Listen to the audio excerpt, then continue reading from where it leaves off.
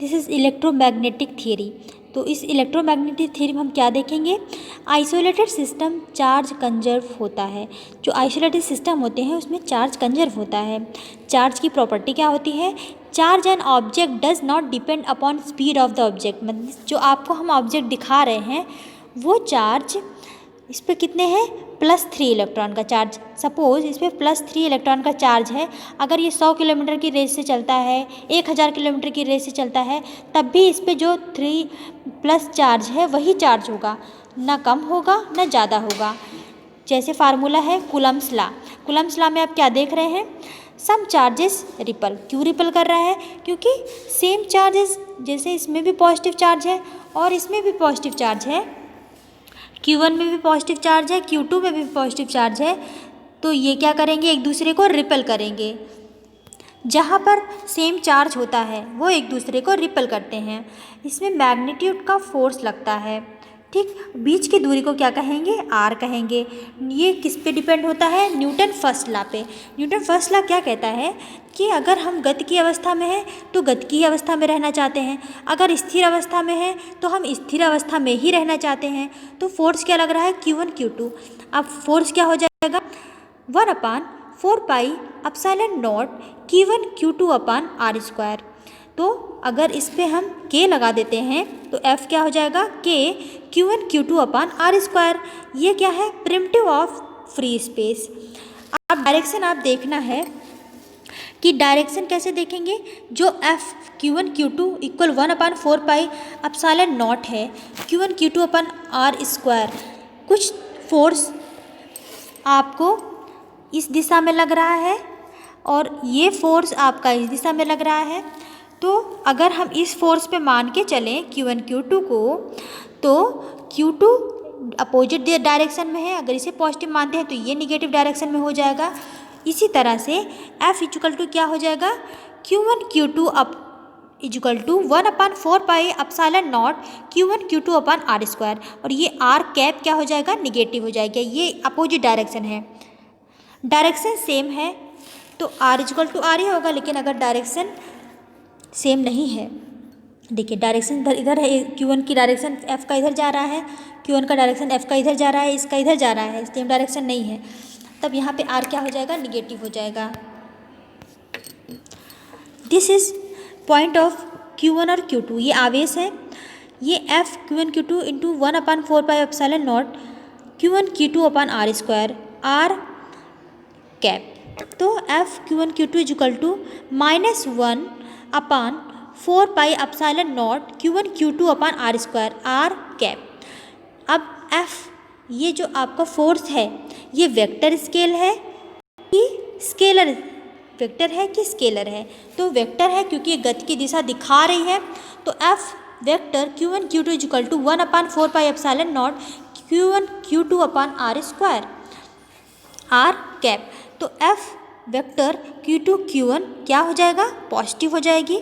तो इसमें पॉजिटिव क्या करेंगे, 1/4πε0 Q1 Q2 अपान R², R²। 1/4πε0 = K। K दिखा रहा है कि F वेक्टर है, Q2 Q1 = K Q1 Q2 अपान R², R²। तो ε0 कितना होता है, जो कि साइंटिफिक वैल्यू है 8.85 × 10⁻⁻12 coulomb square upon newton metre square. ये उसकी क्या है, यूनिट है। तो फ्री स्पेस क्या हो जाएगा, K = 9 × 10⁻⁴ newton metre square upon coulomb square. जैसा कि आप देख रहे हो Q1 Q2, अभी मैंने बताया कि यहाँ पर F का जो डायरेक्शन है, बल कैसे लग रहा है, विपरीत अवस्था में Q1 Q2 के, और यहाँ पर Q2 पे क्या लग रहा है, F Q2 Q1 इस डायरेक्शन में। तो वेक्टर F क्या हो जाएगा, K Q1 Q2 अपान R²। ये क्या है, एक्शन। इम्पॉर्टेंट थिंग्स क्या है इसमें, लाइन के अकॉर्डिंग फोर्स लगता है। ये नहीं है कि आपको फोर्स इस साइड लग गया, इस साइड लग गया, इस साइड लग गया, नो, एक सीधी रेखा में ही फोर्स लगता है। ओके, तो यहाँ पे फोर्स कैसा लगेगा, लाइन के अकॉर्डिंग फोर्स लगता है। Force always acting along the line join the two charges. तो जो यहाँ पे टू चार्ज ज्वाइन हो रहे हैं, ये एक Q2 है, एक Q1 है, ये दोनों चार्ज जो ज्वाइन हो रहे हैं उसी के अकॉर्डिंग यहाँ पर फोर्स लगेगा। एक्शन एंड रिएक्शन पेयर बनाता है, एक्शन और रिएक्शन पेयर बन रहा है कि Q1 Q2 है, एक का फोर्स इधर लग रहा है, एक का फोर्स ये एक्शन करेगा तो दूसरा रिएक्शन। कैसे समझोगे आप? मान लो कोई आपको एक थप्पड़ देता है, बदले में आप भी एक थप्पड़ दे रहे हो, तो ये पेयर में दिए जा रहे हैं एक्शन एंड रिएक्शन पेयर। ये किसके, न्यूटन के किस लॉ पे है? थर्ड लॉ पे। ये न्यूटन के थर्ड लॉ को फॉलो करते हैं। ओके, अब क्योंकि सेंट्रल फोर्स आते हैं हम सेंट्रल फोर्स में, कंजर्वेशन फोर्स दो प्रकार के होते हैं, एक कंजर्वेशन फोर्स, एक नॉन कंजर्वेशन फोर्स। तो कंजर्वेशन क्या होता है कि work done by force is depend upon initial and final position and does not depend upon path of follow by the object. तो ये आपको बाल्टी उठानी है, तो कभी आप सीढ़ी पे से भी जा सकते हो, जैसे यहाँ पे आपको दिखा रहे हैं, एक भार है W, ठीक, W1 W2 W3, एक स्पेस जगह है A और B, इसी के बीच में उसको लेके जाना। एक भार W1 से ले गया, W2 से ले गया, W3 W1 से ले गया, तो वो बता रहा है कि यहाँ पर भार वही होगा, परिवर्तित नहीं होगा। W1 = W2 = W3, किसी भी स्थान से कहीं भी जाइए भार तो वही रहेगा। अगर लिफ्ट से जा रहे हैं तब भी और यहाँ से उठा के ला रहे हैं तब भी भार आपका बराबर रहेगा। ये आपका क्या है? ग्रेविटेशनल फोर्स है। Non conservative work done by force depend by path followed by the object. अब इसमें आपके पाथ पे डिपेंड करेगा, भार W1 का भार W2 के भार के W3 के भार के बराबर नहीं होगा। ये कौन सा भार फोर्स होता है? Friction force. कंजर्वेशन वेटिव जो फोर्स होते हैं, पहले कहाँ थी अब कहाँ है, इनिशियल क्या है, फाइनल पोजीशन, सब पे डिपेंड नहीं करती है। एक्शन रिएक्शन पेयर बनाता है, ये फोर्थ रूल है। It follow newton third law.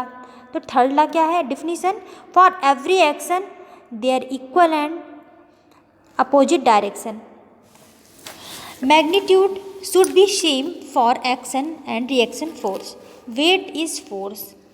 और थर्ड लॉ क्या है? बता रहा है कि magnitude should be same, magnitude same होता है, डायरेक्शन शुड बी अपोजिट, इधर भी डायरेक्शन हो सकता है, इस साइड डायरेक्शन हो जाएगा, इस साइड डायरेक्शन हो जाएगा, डायरेक्शन शुड बी अपोजिट लेकिन मैग्नीट्यूड सेम होता है।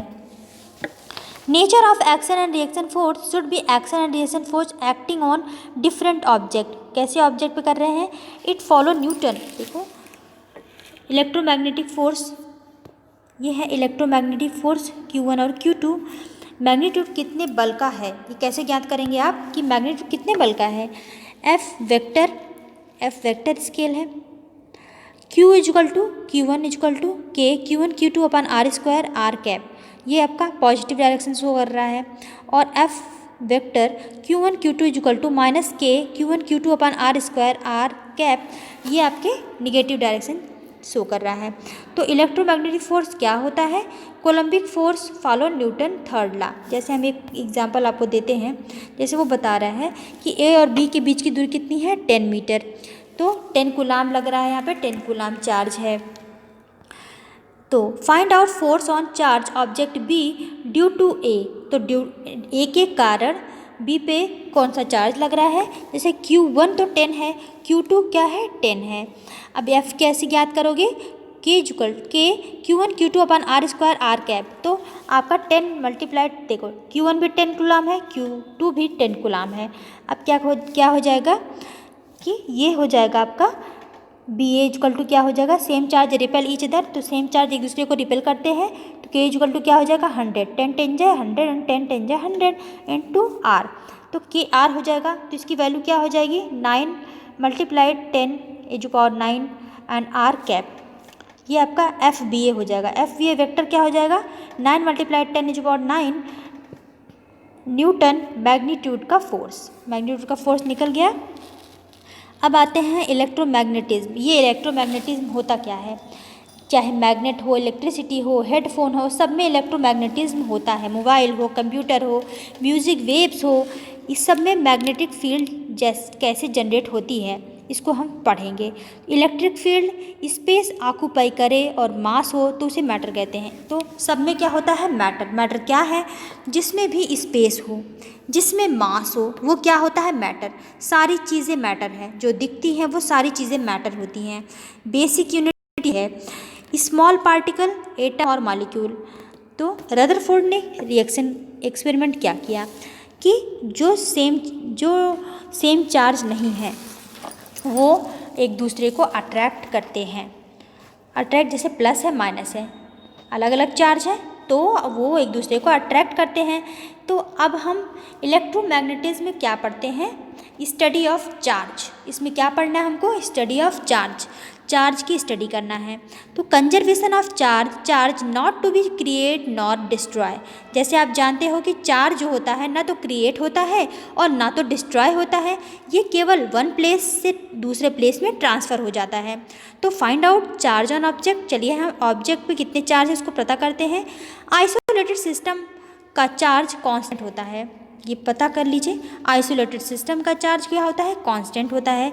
जैसे अब हम -3 इलेक्ट्रॉन + 5e + 7e इस सबको क्या हुआ 9e। तो ये थर्ड प्रॉपर्टी क्या है, थर्ड लॉ की, न्यूटन की थर्ड लॉ की प्रॉपर्टी इस पर डिपेंड हो रही है। Magnitude should be same, direction should be opposite, nature of action and reaction force should be same, action reaction different object. ये अलग अलग ऑब्जेक्ट पे होते हैं। अगर किसी ने आपको थप्पड़ मारा तो आप क्या करोगे, अपने थप्पड़ तो नहीं मारोगे, आपके लिए आपको थप्पड़ मारने के लिए दूसरे ऑब्जेक्ट की जरूरत होगी, है ना। तो ये दो ऑब्जेक्ट होने चाहिए, डिफरेंट ऑब्जेक्ट होने चाहिए, ठीक है। सो अब हम आगे भी पढ़ेंगे इलेक्ट्रोमैग्नेटिज्म के लिए in next class. Thank you, have a great day.